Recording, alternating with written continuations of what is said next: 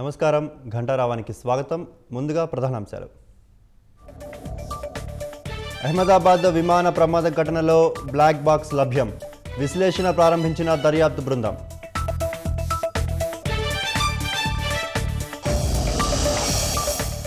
వందల కుటుంబాల్లో విషాదం నింపిన విమాన ప్రమాదం.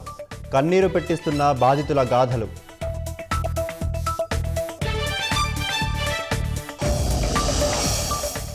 అహ్మదాబాద్లో విమాన బాధితులకు ప్రధాని పరామర్శ.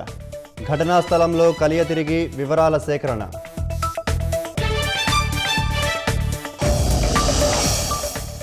పరస్పర దాడులతో మధ్యప్రాచ్యంలో యుద్ధ మేఘాలు. డ్రోన్లతో విరుచుకుపడ్డ ఇరాన్, తిప్పికొడుతోన్న ఇజ్రాయెల్.